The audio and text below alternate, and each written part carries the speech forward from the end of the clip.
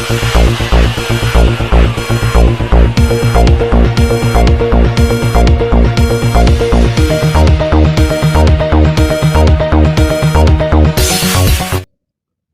to the Ports and Shipping News from Visakhapatnam.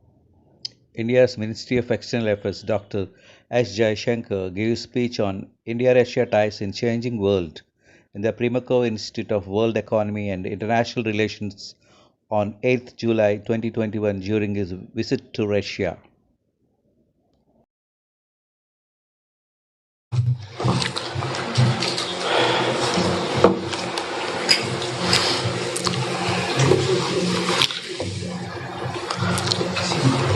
Dr. Alexander Dinkin, Excellencies, dear friends.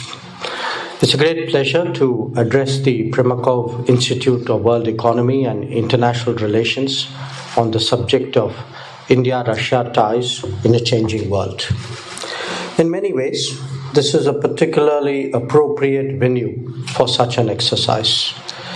In various capacities, Yevgeny Maximovich Primakov led Russia's transition in an era of unprecedented changes. While doing so, he was always cognizant of the importance of India-Russia relationship. It is therefore only fitting that 2 decades later, we assess both the state of the world and that of our ties in an institution with which he was closely associated. There's no doubt that relations between Russia and India have been among the steadiest of the major relationships in the world after the Second World War. Russians will surely recall the ups and downs in their ties with the United States, Europe, China, or Japan, or for that matter, Turkey and Iran.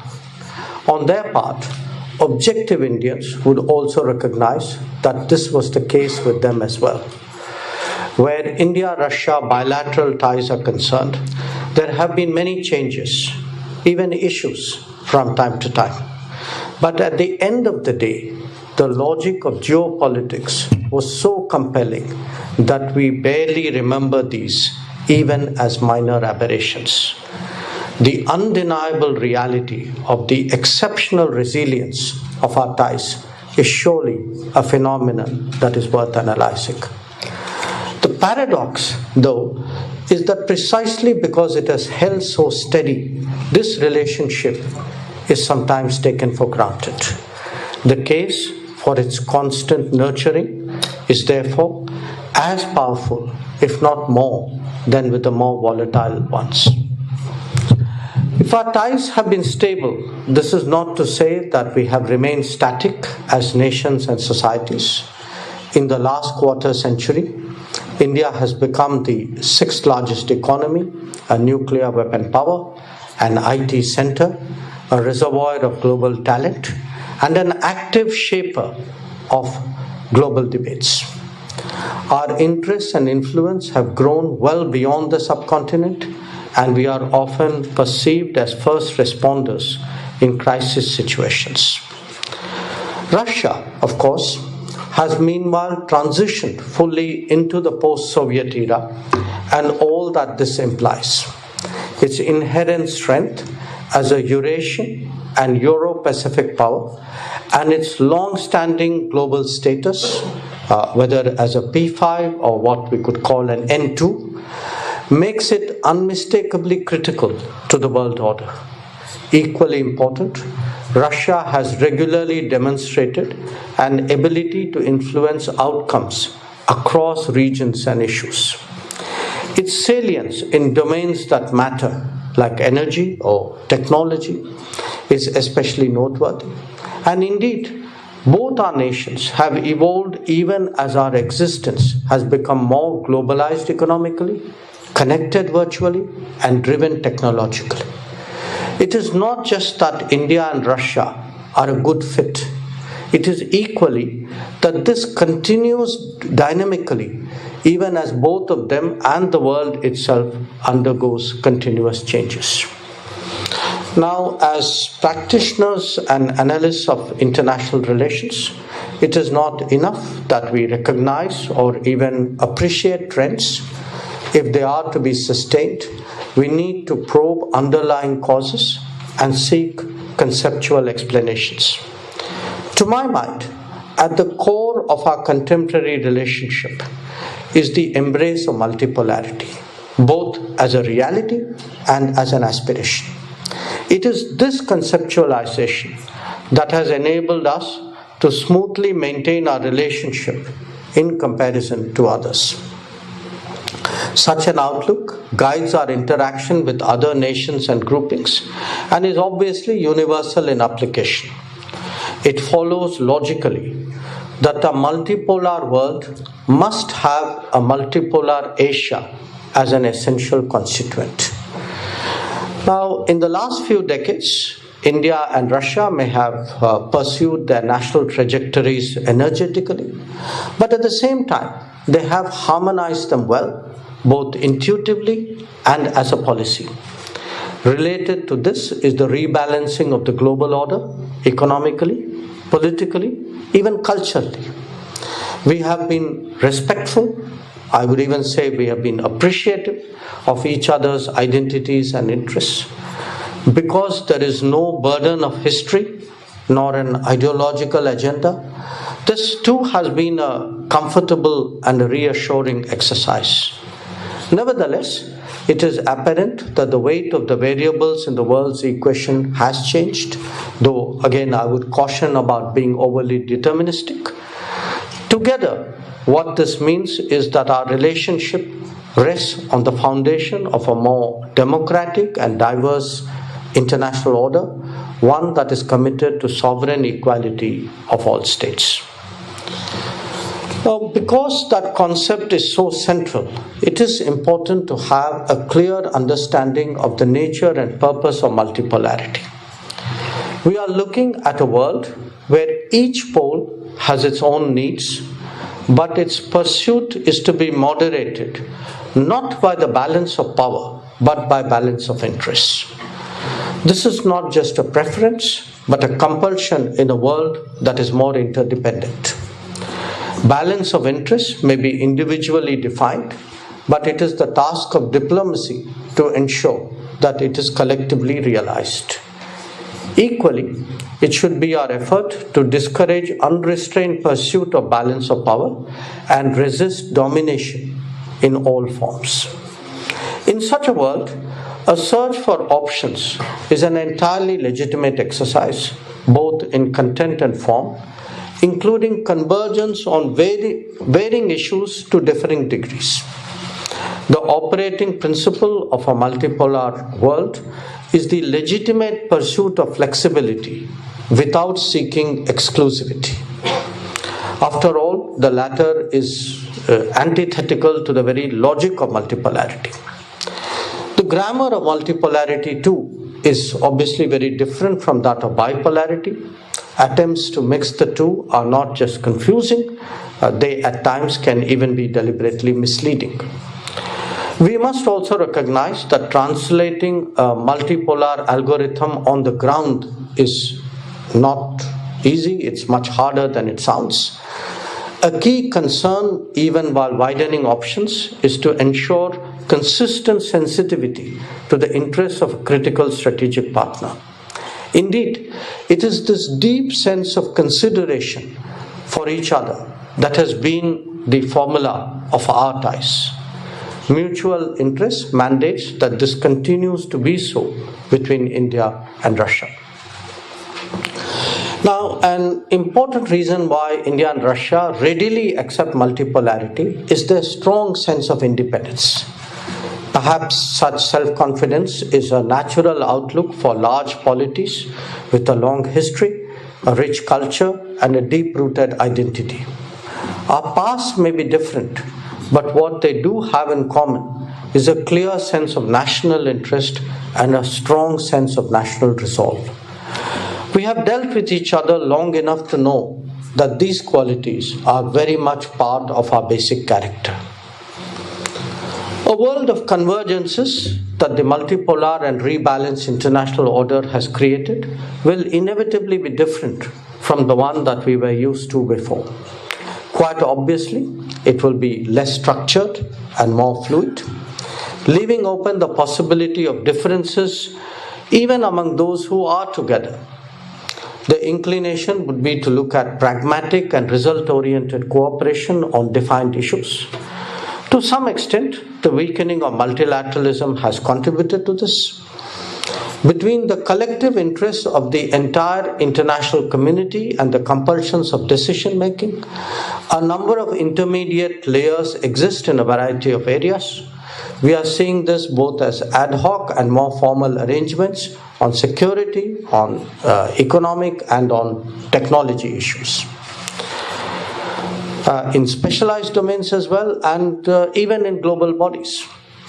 Given their prominence, India and Russia are in fact members of many such arrangements, whether you talk about the G20, BRICS, East Asia Summit, or the SCO, MTCR, FATF, WASENAR, etc.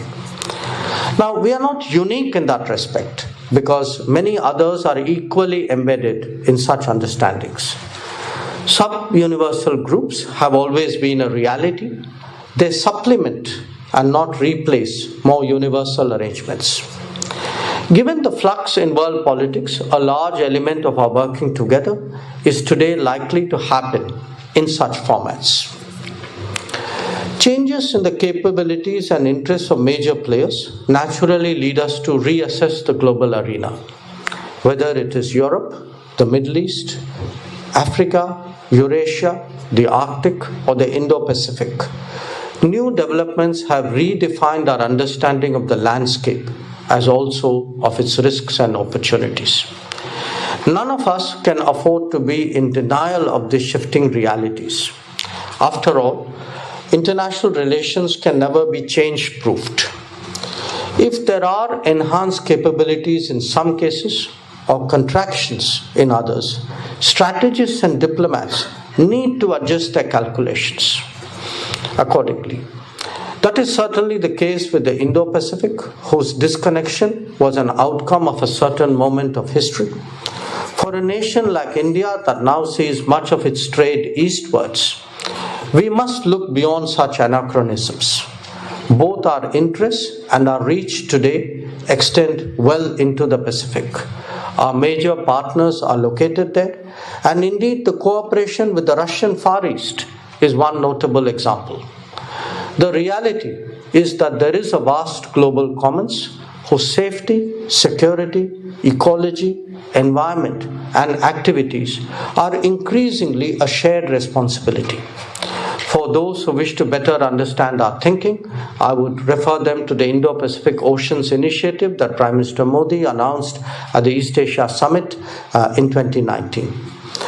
The ability of India and Russia to work together is facilitated by our shared belief in the centrality of the ASEAN. The shift of global growth eastwards has been a continuous phenomenon over the last 4 decades. Its consequences for the international order are now getting visible. This shift took place largely in the context of globalization, though it was not unaffected by big power calculations. As it unfolds, concerns both during the COVID pandemic and before have provided some insights into the risks of globalization. On the political front, it is essential for India and Russia to work together to ensure the stability and diversity of the world as we know it. This includes insistence on honoring agreements and observing laws. On the economic side, there is a growing realization of the importance of resilient and reliable supply chains. Collaboration can surely add to the options before the world, as we have already seen in the case of vaccines. If we are to continue influencing the direction of global developments positively, it is imperative that we always pay adequate attention to the constant strengthening of our bilateral cooperation. In 2 decades of strategic partnership and 5 before that of close friendship, defense, energy, nuclear, space, and science and technology have constituted the key propelling forces. Russia has always been a dependable defense partner of India. The enormous experience of past cooperation is today being applied to a more contemporary requirement, including the Make in India program. This transition can accommodate the interests of both sides and even lead to new areas of military technical collaboration. The BrahMos example could well be a precursor of what is to come. This needs to be accompanied by a greater focus on military to military ties, including in the maritime domain. The establishment of the 2+2 mechanism, which was recently agreed to between the Prime Minister and President Putin, promises to provide a new vitality. Space and nuclear are among the success stories of our relationship. The Kudankulam project was the first beneficiary of India's resumed civil nuclear collaboration with international partners. The trilateral nuclear cooperation that we both have with Bangladesh also holds very interesting possibilities. Insofar as space is concerned, the training of Indian astronauts for the Gaganyaan mission brings back memories of Rakesh Sharma's flight into space. Overall, science and technology have been a productive area that could be taken forward with the participation of the private sector. This bodes well for both commercialization and for startups. If I were to give you an example of the collaborations underway, I would particularly point to the Sputnik vaccine, and we should recognize that this has benefits not just for public health in India, but actually larger gains for the international community. Where investment and trade are concerned, the last few years have seen a visible pickup, especially in the energy sector. As a result, we are seeing more Indian participation in production and import of oil and gas, as well as greater Russian presence in refining and distribution. Expanding trade in goods is very much the focus. In pharmaceuticals, medical devices, fertilizers, chemicals, petrochemicals, agro industries, and timber. These are all areas of interest. Collaboration in railways and waterways, inland waterways, can actually make a difference to the pace of India's national development. Where trade itself is concerned, more efficient connectivity and reduction of non-trade barriers are areas that need to be addressed. Now, as you all know, there is an immense legacy of intellectual goodwill in our relationship. Many of us recall an era where our scholars and institutions interacted frequently and productively. And in fact, IMEMO was itself one of the centers of this bonding, and I particularly appreciate Dr. Dinkin's commitment to maintain this tradition. Today, there is a need to reconnect our youth and renew appreciation of our languages, literature, and sciences. The importance of tourism for our relationship can never be underestimated. Some initiatives have already started to take place, while others are still in the pipeline. The Sirius Atal Innovation Mission, started by Prime Minister Modi in 2018, represents a new model of interaction. We welcome the ICCR Oriental Institute fellowships that were established recently. The Ganga-Volga dialogue, participation in the Raisina dialogue, popularity of yoga, the revived interaction on Buddhism, and digitization of manuscripts are all examples that speak of a renewed enthusiasm. So, as we contemplate the future, how we navigate some of the important transitions will help define our further ambitions. India and Russia will definitely see more common opportunities in the regions immediately beyond. New partnerships could also be explored, including in the trilateral formats. Connectivity will be increasingly central to our interests, whether we speak of the North-South corridor, the Chennai-Vladivostok Maritime Corridor, or the Northern Sea Route.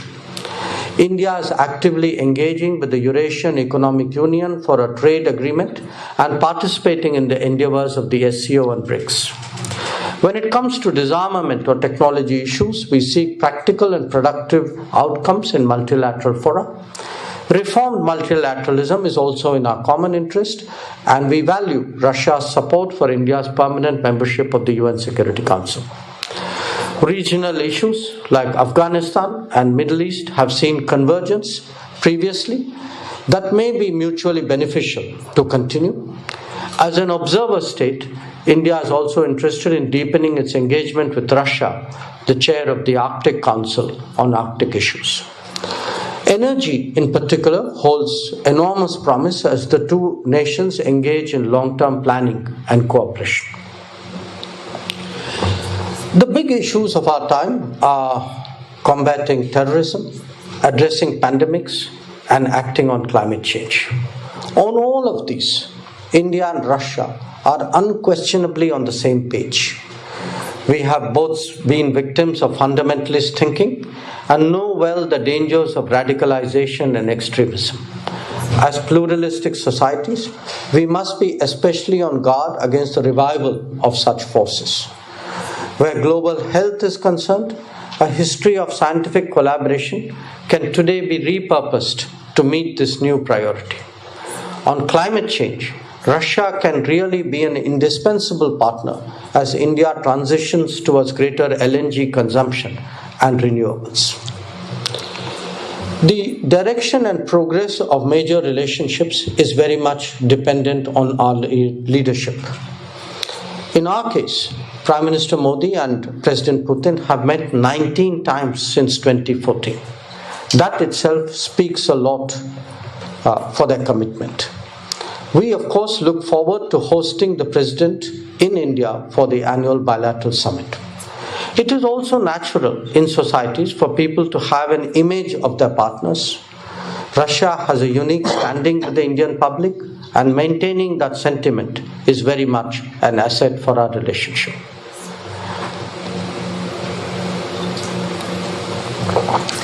In the world of current diplomacy, ours is a particularly mature relationship. More than its contemporaries, it has withstood the test of time, finding new convergences with changing circumstances. Geopolitical compatibility, leadership trust, and popular sentiment remain its key drivers. History is very much in our favor, something that cannot always be said for all relationships. Drawing from the past, assessing the present, and committing to the future, I have every confidence that our two nations would continue to realize the full benefits of our special and privileged strategic relationship. Thank you for your attention.